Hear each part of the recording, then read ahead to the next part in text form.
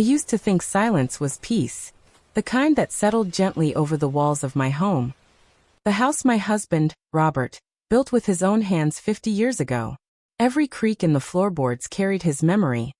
Every window still caught the same morning light that used to dance on his shoulders while he read the newspaper.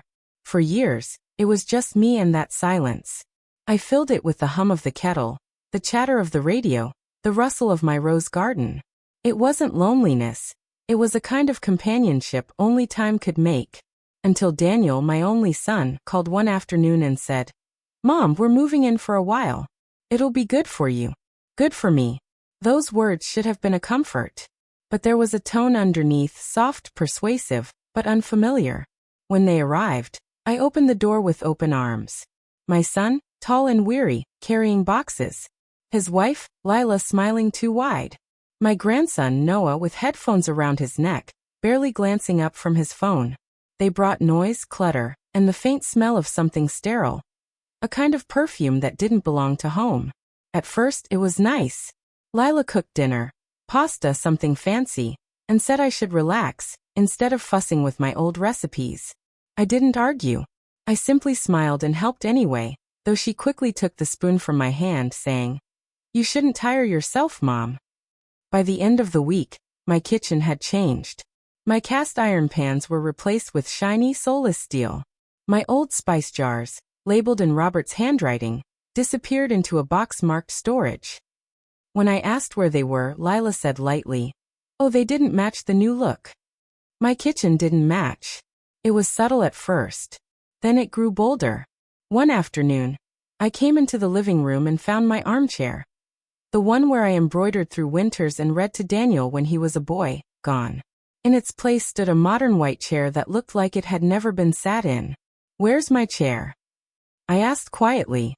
"Oh," Lila said, barely looking up from her laptop. "It didn't really go with the decor.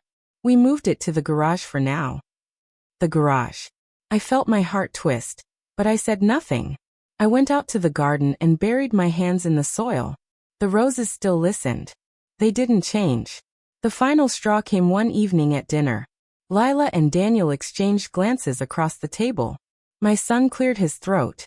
"Mom," he began, "we've been thinking, maybe it's time you considered somewhere more comfortable. A retirement community, maybe?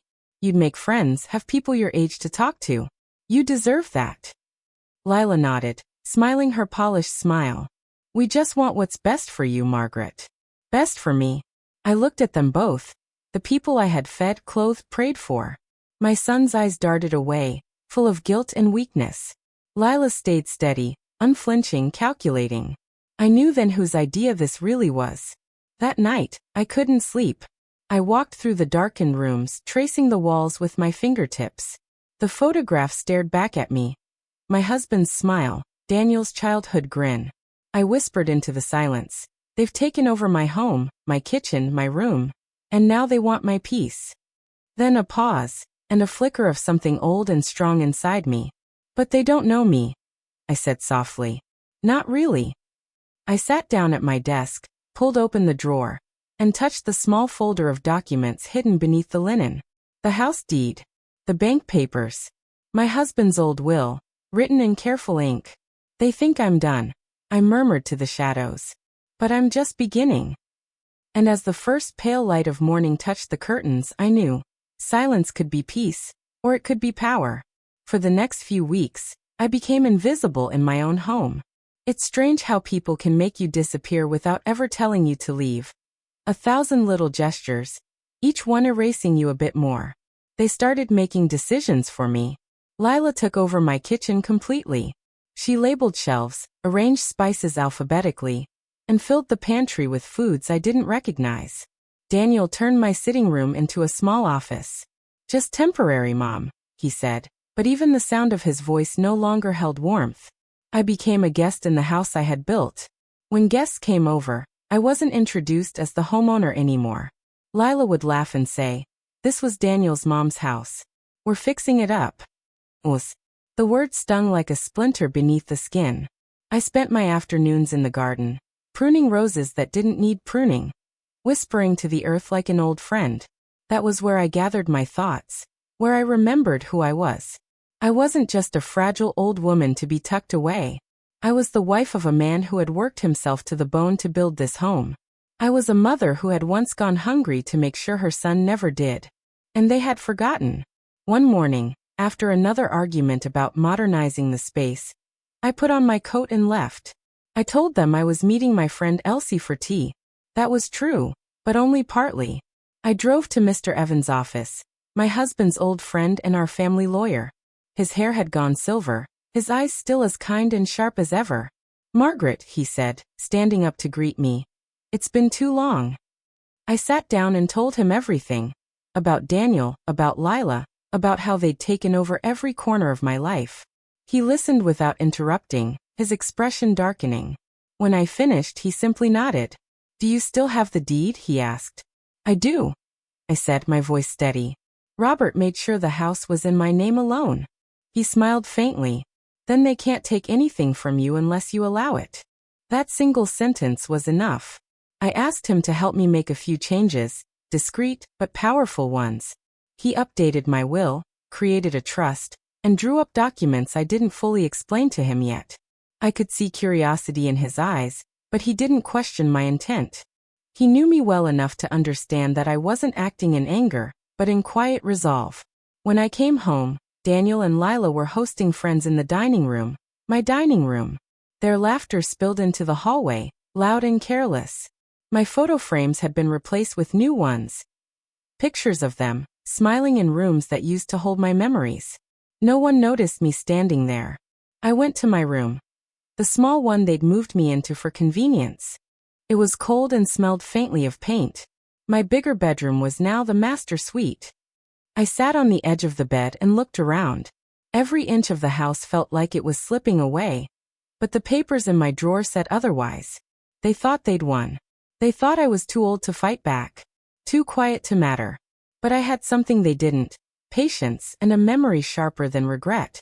That night, as I brushed my hair in front of the mirror, I caught my own reflection and smiled, not out of happiness, but recognition. I saw the same woman who had survived the depression, raised a child on her own, buried her husband, and still stood tall. "They think they're taking over," I whispered to the mirror, "but this is still my story." The next morning, I began to make arrangements. I called the gardener, the old maid service, even the post office, small changes that would soon make a big difference. And as I worked, a quiet strength filled me again. They thought they'd silenced me. They had no idea I was already writing my comeback. It was a Sunday evening when everything finally broke. Dinner was tense, the kind of quiet that feels heavy, like a storm waiting for thunder. Lila had prepared some quinoa dish I could barely pronounce, and she set my plate aside like a child's portion. I tried to eat, but I could feel the words building in my chest like trapped smoke. After a few moments, she put her fork down, straightened her napkin, and looked me in the eye.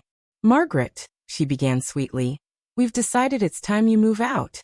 We've already found a wonderful retirement place just outside town. They have a garden, and people your age to talk to. You'll love it." Her voice was sugar, but her eyes were steel. I looked at Daniel, my son, the boy who used to run barefoot through these halls, who cried when he scraped his knees, who once said, "Mom, when I grow up, I'll take care of you." Now he couldn't even meet my gaze. "Mom," he mumbled, "it'll be better for everyone. The house is big, and Lila and we just need space. You'll be happier there, I promise." Better for everyone. Happier there.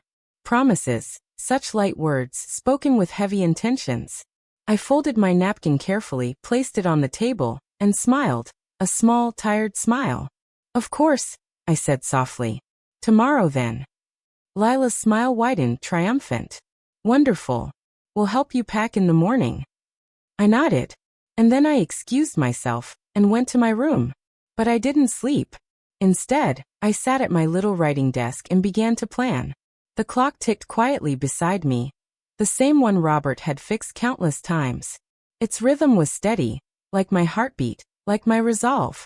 First, I took out the folder from the drawer, the house deed, my will, the updated documents Mr. Evans had prepared. I spread them neatly across the desk like pieces of a puzzle that were finally coming together. Then I picked up the phone and called Mr. Evans. It was late, but he answered immediately. Margaret? Everything all right? Yes, I said calmly. Everything's perfect. I just wanted to let you know I'll be coming by first thing in the morning. We'll finalize the transfer. He hesitated. Are you sure you want to go through with it? I smiled faintly. More than ever. When I hung up, I stood and walked through the darkened hallways. The house felt different at night, still almost expectant. The photographs on the walls seemed to watch me as I passed. Robert in his work overalls, Daniel at 10 holding a fishing rod, me in my wedding dress, laughing into the sun.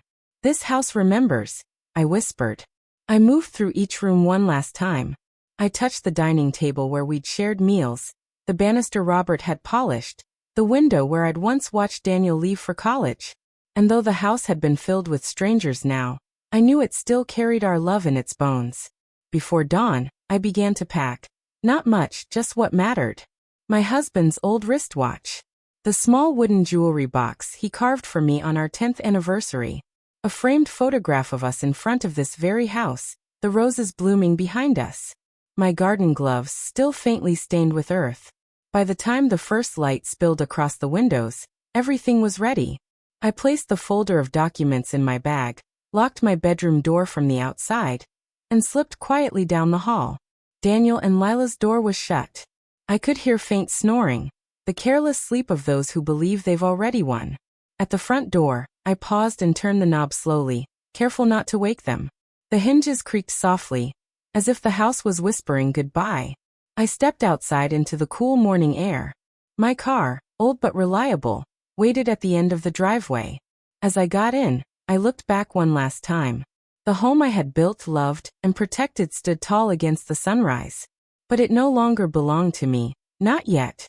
By the end of the day it would. And they would finally understand what it meant to underestimate a woman who'd spent 75 years learning patience, loss, and power. The next morning, I would show them all. When I arrived at Mr. Evans' office the next morning, the sky was soft with gold, the kind of morning that feels like a promise. I walked in holding my leather handbag close, the same one I'd carried to my wedding half a century ago. Good morning, Margaret, Mr. Evans greeted warmly. You're early. I didn't sleep much, I replied with a smile.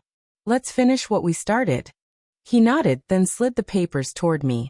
The final documents transferring ownership of my home to the Riverside Heritage Trust, a historical foundation that preserved old family estates as cultural landmarks. My house, the one Robert and I had built, would now be the Hargrove Home Museum, named after us. It would belong to the public, to history, but never again to the people who had tried to erase me. I signed my name slowly, carefully, with a steady hand. Each letter felt like an act of freedom. When the pen lifted from the page, I let out a long breath I hadn't realized I'd been holding. Mr. Evans watched me kindly. You sure about this? I looked up and smiled. I'm sure. They wanted me out. Now they'll get exactly what they asked for. By noon, everything was official. Back at the house, Lila and Daniel were still asleep when the knock came. A man in a navy suit, the trust's representative, stood at the door with 2 police officers and a thick envelope. Mr. and Mrs. Hargrove? He asked formally. You're currently residing at a property no longer under your ownership. You have 48 hours to vacate. Daniel blinked, confused. What are you talking about? This is my mother's house. The man said firmly. As of this morning, it belongs to the Riverside Heritage Trust. Mrs. Margaret Hargrove executed the transfer. Here are the documents. Lila snatched the papers, scanning them with disbelief. She can't do that. She's senile. This must be a mistake. But it wasn't. Every signature was clear, every seal official. The police officers stood silently, making it clear there was nothing they could do. Daniel sank into a chair, pale and silent. Lila's voice rose, sharp and desperate. Where is she? Where's your mother? Just then, my car rolled slowly past the house. I didn't stop. I just watched, the windows down, the wind cool against my face. From the driver's seat, I could see them standing in the doorway, surrounded by boxes, confusion, and fear. For a brief moment, Daniel's eyes met mine. There was no anger there, only something smaller, sadder. Regret, maybe. But it was too late for apologies. I gave a small nod, not cruel, not triumphant, just final. Then I drove away. My new home was a small seaside cottage that smelled of salt and wildflowers. The woman who owned it before had left her seashell wind chimes hanging by the window, and their soft song welcomed me. It wasn't as grand as my old house, but it was mine. Every corner of it breathed peace. I unpacked slowly, setting my husband's photograph on the mantel. His familiar smile looked back at me, proud and gentle. They thought they could take it all. I whispered to the frame, but they only taught me how to take it back. That evening, I sat on the porch with a cup of tea, watching the waves. The sun dipped low, painting the horizon in orange and rose. I thought of my house one last time. The roses, the creaking floors, the echoes of laughter that would never belong to them again. The foundation would preserve it just as I remembered, not as they changed it. Visitors would walk through its halls, read about the couple who built it with love, and see my name carved into the plaque by the door. Margaret and Robert Hargrove, 1972. That was enough. I smiled, took a slow sip and closed my eyes. They took over my home, my kitchen, my room, and told me to leave. I whispered into the soft sea breeze. But the next morning, I showed them, I was never the one leaving. They were. And as the waves lapped gently against the shore, I felt Robert beside me again, proud, peaceful, eternal.